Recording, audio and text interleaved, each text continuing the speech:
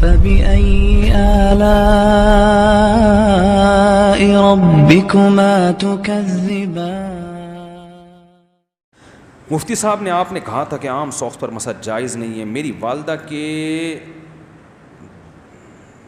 پتہ نہیں کیا لکھا ہے کہ پانی میرے والدہ کے جوڑوں اور ٹخنے میں شدید درد رہتا ہے. درد کے باعث وہ اس گرمی میں بھی ساکس پہنتی ہیں. کیا اس مجبوری میں ساکس پر مسح جائز ہے؟ نہیں، جائز نہیں ہے.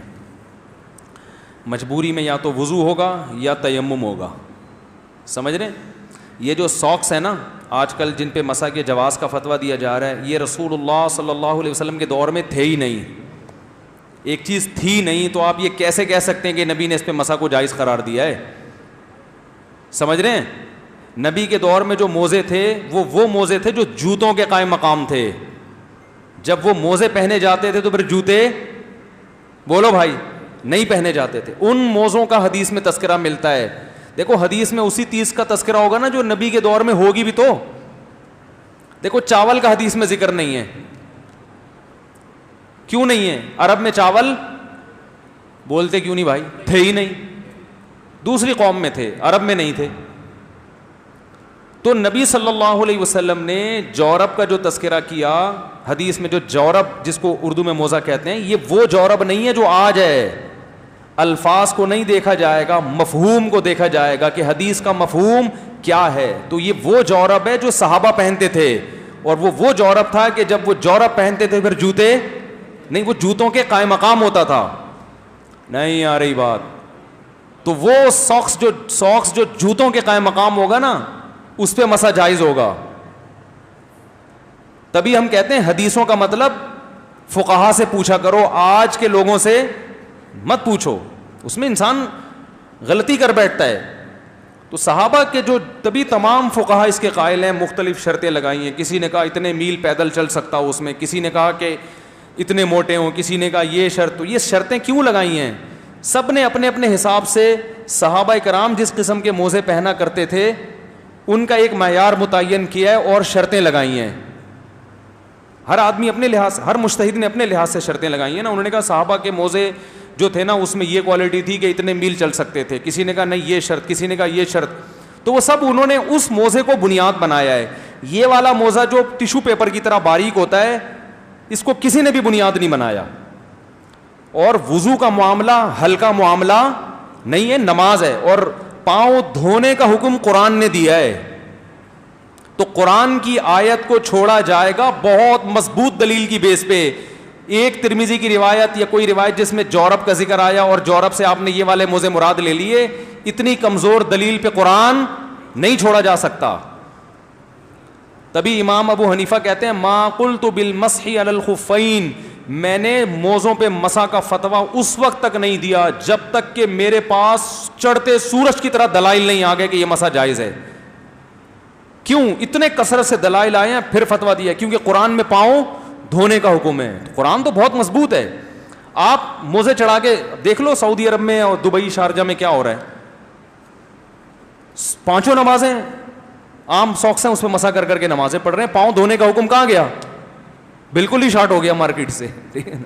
تو یہ موزوں پر کون سا، یہ پہننا بھی کوئی مشکل کام نہیں ہے، اتارنا بھی کوئی مشکل کام نہیں. اور ان موزوں میں ایک ٹینشن یہ بھی ہے، ایک مسئلہ یہ بھی ہے کہ ان موزوں کو تو پہنے پاؤں دھو سکتے ہو آپ. یہ تو اتنے ہلکے ہیں. موزوں پہ مسح کرنے کی تو اجازت اس لیے ہے نا کہ حرج نہ ہو. تو حرج سے بچنے کے لیے تو یہ ضروری ہے کہ ان کو پہن کے پاؤں دھونا ممکن نہ ہو. ان کو پہن کے تو آپ آسانی سے پاؤں دھو سکتے ہیں، پورا پاؤں گیلا ہو جائے گا آپ کا. تو پاؤں دھونے کی ٹینشن سے بچانے کے لیے حکم دیا موزوں پہ مسح کرو. تو وہ ٹینشن ان موزوں میں ہوتی نہیں ہے. آپ کہہ سکتے ہو کہ ہوگی کیونکہ ہم جب دھوئیں گے تو گیلے ہو جائیں گے، گیلے پاؤں میں شوز میں وہ کیسے پہنیں گے اور وہ پہن کے نماز کیسے، گیلے ہو جائیں گے نا شوز. تو یہ گیلا ہونا شریعت کی نظر میں کوئی حرج بولو بھائی نہیں ہے. حرج وہ ہوتا ہے جس کو شریعت نے حرج مانا ہو. تو اس لیے بھائی یہ نیا فتویٰ ہے مارکیٹ میں چل رہا ہے.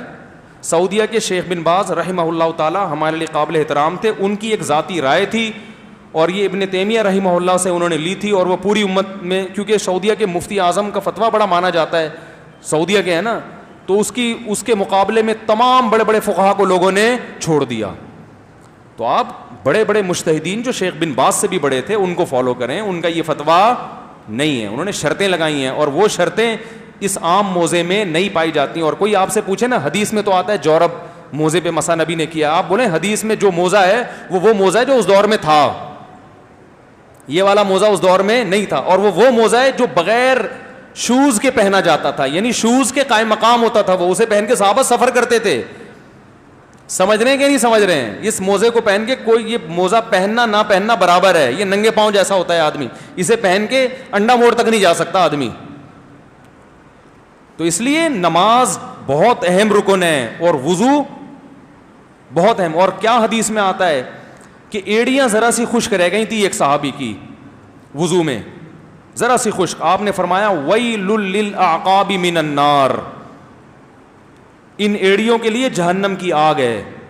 کتنی شدید وعید ہے نا حدیث میں پاؤں نہ دھونے پر, کہ ایڑی اتنی سی خشک رہ گئی تو آپ کیا وعید سنا رہے ہیں کہ آگ کی. تو اس سے پتہ چلتا ہے پاؤں دھونے کا حکم اسلام میں وضو میں معمولی حکم نہیں ہے, پورا پاؤں باقاعدہ دھونا پڑے گا. ہاں حدیث میں کثرت سے آتا ہے کہ آپ صلی اللہ علیہ وسلم نے خفین پر مسح کیا ہے. خف تو ان موزوں کو کہتے ہی نہیں ہے. ایک حدیث میں جورب ہے تو اس سے بھی خف ہی مراد ہے, یہ والے موزے مراد نہیں ہیں. تو مضبوط دلیل جب تک نہیں ہوگی قرآن کے حکم کو چھوڑا نہیں جائے گا. تو اس کو اندھی تقلید نہیں کہتے, اس کو تقلید علی وجہ البصیرہ کہتے ہیں. اندھی تقلید وہ ہے جو آپ کر رہے ہیں کہ بس بن باز کا فتویٰ آ گیا تو ساری دنیا ایک طرف. سمجھ رہے کہ نہیں سمجھ رہے؟ باقی سارے فقہا کو چھوڑ دیا آپ نے. ایک صاحب نے مجھے بتایا کہ میں سفر کر رہا تھا, کچھ عرب لوگ تھے میرے ساتھ, بڑے متشدد قسم کے عربی تھے وہ. تو نماز کے کسی مسئلے میں اختلاف ہوا سفر کے دوران, تو میں نے ان کو بتایا کہ فلاں امام ابو حنیفہ یہ کہتے ہیں, امام شافعی بھی یہ کہتے ہیں, امام احمد بھی یہ کہتے ہیں, امام مالک بھی یہ کہتے ہیں, سب یہی کہتے ہیں. تو انہوں نے کہا میں کسی کو نہیں مانتا, میں حدیث کو مانتا ہوں. یہ انہوں نے مجھے خود واقعہ سنایا, اور وہ خود بھی سعودی عرب میں پڑھے ہیں, پاکستان کے عالم نہیں ہیں, وہ سعودیہ سے پڑھے ہوئے جو مجھے واقعہ سنا رہے ہیں. کہہ رہے میری بحث ہو رہی کہ یار چاروں امام یہ کہتے ہیں, تو انہوں نے کہا میں نہیں مانتا, میں تو حدیث کو مانتا ہوں. کہہ رہے میں نے کہا کہ شیخ صالح عثیمین کا بھی یہی فتویٰ ہے سعودیہ کے. کہہ رہے فوراً مان لیا انہوں نے, اچھا ان کا بھی یہ فتویٰ ہے, پھر ٹھیک ہے. میں نے کہا یار یہ کیا بات ہوئی,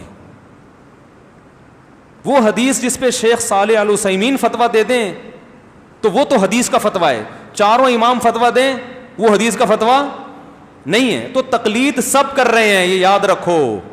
جو کہہ رہے نا میں حدیث کو مانتا ہوں, ابو حنیفہ شافعی کو نہیں مانتا, او بھائی آپ حدیث کو کا لیبل لگا رہے ہو, آپ حدیث کی وہ تشریح مانتے ہو جو آپ کے مفتی نے آپ کو بتائی ہے.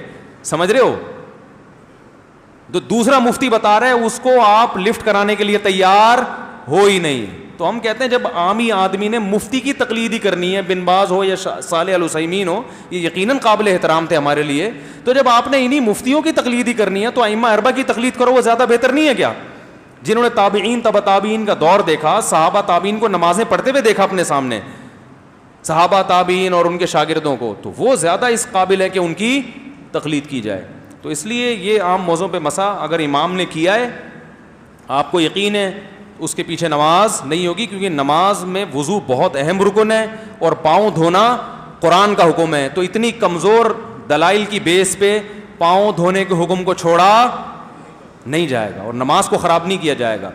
بعض لوگ اس پہ یہ کہتے ہیں اس سے تو امت میں اختلاف پیدا ہوگا, امام نماز پڑھا رہے عام موضوع پہ مسح کر کے, آپ اس کے پیچھے نماز نہیں پڑھ رہے, اس سے تو مسجدوں میں جھگڑے پیدا ہوں گے.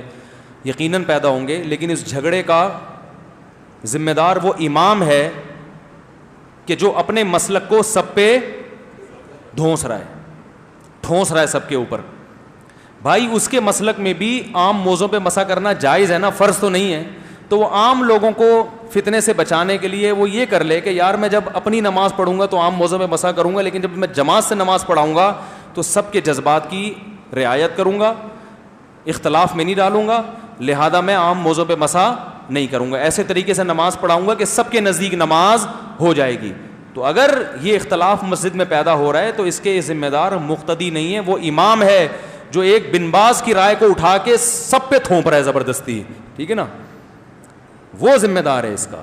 اس لیے امام کو چاہیے کہ بھائی آپ کی اگر پھر بھی یہ رائے ہے کہ عام موضوع پہ مسح جائز ہے تو آپ اپنے طور پر اس رائے پر عمل کریں, آپ اپنی رائے زبردستی دوسروں پہ مسلط نہ کریں. آپ سمجھتے ہو کہ نہیں سمجھتے؟